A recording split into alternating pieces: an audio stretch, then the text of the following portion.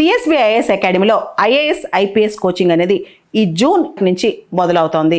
ఎవరైనా సరే అడ్మిషన్ కోసం ఈ ఫోన్ నెంబర్ని కాంటాక్ట్ చేయొచ్చు. క్యామెల్స్ ఒంటెలు డెజర్ట్ ఎకోసిస్టంలో కీలక పాత్ర పోషిస్తాయి. క్యామెల్స్ యొక్క పాత్ర దాదాపు ప్రపంచంలో 90 దేశాల్లో చాలా కీలకంగా ఉంది. ముఖ్యంగా చాలా మంది జీవనోపాధి, సామాజిక ఆర్థిక స్థితిగతులు కూడా ఒంటెల చుట్టూ తిరుగుతుంటాయి 90 దేశాల పైన. 1960 దశకంలో ప్రపంచవ్యాప్తంగా చూసుకుంటే కనుక ఐక్యరాజ్య సమితి వాళ్ళ గ్లోబల్ క్యామెల్ పాపులేషన్ లెక్కల ప్రకారం ప్రపంచంలో 13 మిలియన్ల క్యామెల్స్ ఉన్నాయి. ఇప్పుడు చాలా పెరిగిపోయాయి. 35 మిలియన్ 35 మిలియన్ల క్యామెల్స్ ఉన్నాయన్నమాట. క్యామెల్స్ మనం సరదాగా షిప్ ఆఫ్ ద డెజర్ట్ అంటాం అనమాట. మిగతావి ఏనుగులు కావచ్చు, గుర్రాలు కావచ్చు, వీటి మెయింటెనెన్స్ ఖర్చు చాలా ఎక్కువ ఉంటుంది అనమాట. అయితే క్యామెల్కి చాలా లో మెయింటెనెన్స్, వాటి ఖర్చు తక్కువ. ముఖ్యంగా డ్రై గ్రాస్ కానీ ష్రబ్స్ కానీ ఇవి ఉంటే చాలు, ఈజీగా బతికిపోతాయి అన్నమాట. ప్రపంచంలో మనం చూసుకుంటే ఆఫ్రికా ఖండంలో చాద్ అనే దేశంలో 10 మిలియన్లు అంటే దాదాపు 1 కోటి క్యామెల్ పాపులేషన్ ఉంది. అంటే మొత్తం ప్రపంచంలో కల్లా క్యామెల్ జనాభా, ఒంటెల జనాభా ఎక్కువ ఉన్న దేశం చాద్ అనమాట. ఆ తర్వాత Somalia, Sudan, Kenya and Saudi Arabia. West ఏషియాలో చూసుకుంటే, పశ్చిమ ఆసియాలో చూసుకుంటే సౌదీ అరేబియాలో క్యామెల్ పాపులేషన్ ఎక్కువ, 2 మిలియన్ అంటే దాదాపు 20 లక్షలు ఉంటారనమాట. భారతదేశం విషయానికి వస్తే భారతదేశంలో క్యామెల్ పాపులేషన్ బాగా తగ్గుతుంది. ప్రపంచంలో క్యామెల్ పాపులేషన్ పెరుగుతుంటే మన దేశంలో తగ్గుతూ వస్తుంది అనమాట. 6 డికేడ్స్ క్రితం, 60 సంవత్సరాల క్రితం 1960 దశకంలో భారతదేశంలో 1 మిలియన్ క్యామెల్స్ ఉన్నాయి. అంటే దాదాపు 10 లక్షల క్యామెల్స్ ఉన్నాయి. ఇప్పుడు కేవలం 2 లక్షల క్యామెల్సే ఉన్నాయి. భారతదేశంలో ఉండే ఒంటెల సంఖ్యలో రాజస్థాన్లోనే 80% ఒంటెలు ఉంటాయన్నమాట. ఈ క్యామెల్స్ అనేవి రాజస్థాన్లో రవాణా అంటే ట్రాన్స్పోర్ట్ కోసం, మిల్క్ ప్రొడక్షన్ కోసం, లైవ్లీహుడ్ కోసం వాడతారనమాట. ముఖ్యంగా భారతదేశంలో రాజస్థాన్ అనేది చాలా ఫేమస్ క్యామెల్కి. క్యామెల్ లేదే రాజస్థాన్లో చాలా కల్చరల్ ఫెస్టివల్స్ కూడా జరగవన్నమాట. చాలా మంది డాక్టర్స్, న్యూట్రిషనిస్ట్ ఏం చెప్తారంటే క్యామెల్ మిల్క్ అనేది, ఒంటె పాలు అనేవి చాలా హెల్దీ, దానిలో షుగర్స్ కూడా లో ఉంటాయి, విటమిన్స్, మినరల్స్ చాలా ఎక్కువ ఉంటాయి.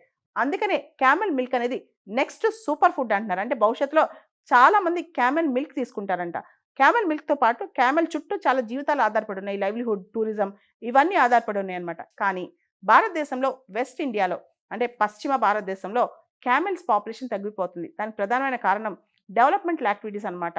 చాలా క్యామెల్ గ్రేజింగ్ ల్యాండ్స్ తీసేసి వ్యవసాయ భూములు, wind energy, solar energy production భూములుగా మార్చేయటం, తర్వాత కార్స్, ట్రక్స్ వచ్చేసాయి, ట్రాక్టర్స్ వచ్చేసాయి, వ్యవసాయం అంతా వీటితో చేస్తున్నారు. అప్పట్లో పాత రోజుల్లో ట్రాన్స్పోర్టేషన్ కోసం కానీ, వ్యవసాయం కోసం కానీ అప్పట్లో క్యామెల్స్ వాడేవాళ్ళు అనమాట. ఇప్పుడు అలా కాకుండా వీటితోనే చేస్తున్నారు. అయితే రాజస్థాన్లో క్యామెల్స్ తగ్గిపోవడానికి ఇంకొక చట్టం కూడా కారణం అంటున్నారు అనమాట.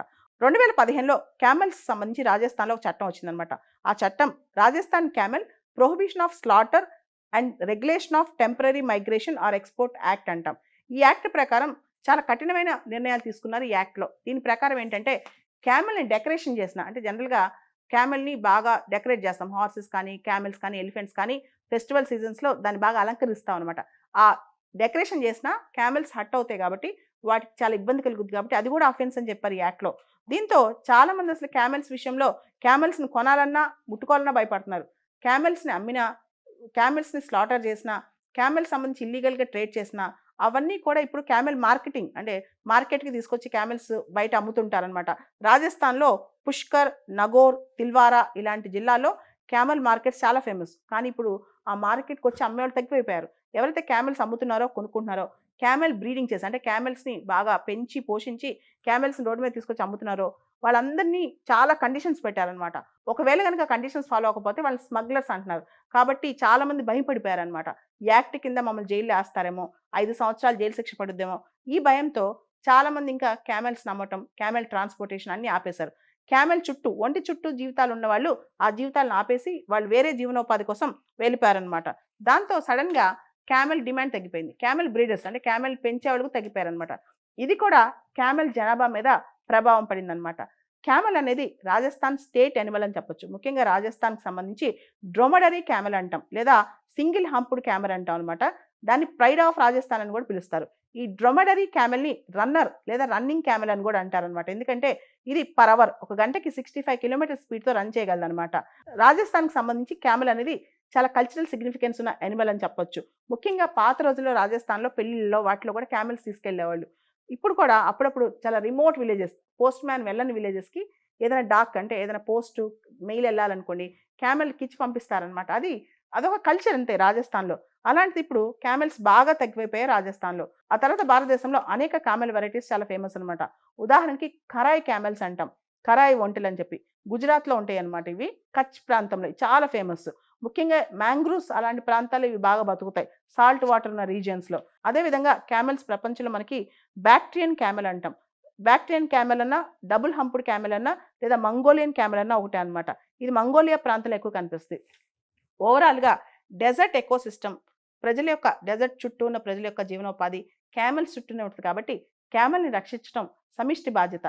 క్యామెల్స్ని ఒకసారి పోగొట్టుకుంటే తిరిగి సృష్టించడం చాలా కష్టం. కాబట్టి ఇమీడియట్గా క్యామెల్ పాపులేషన్ పెరగడానికి చర్యలు తీసుకోవాలి. దేశాలు కూడా ముందుకు రావాలి. పుష్కర్, నగోర్, తిల్వారా లాంటి ప్రాంతాల్లో మార్కెట్స్ జరుగుతాయి. క్యామెల్ ఫెయిర్స్ అంటే సంతలాగా పెట్టి క్యామెల్స్ అమ్ముతారు.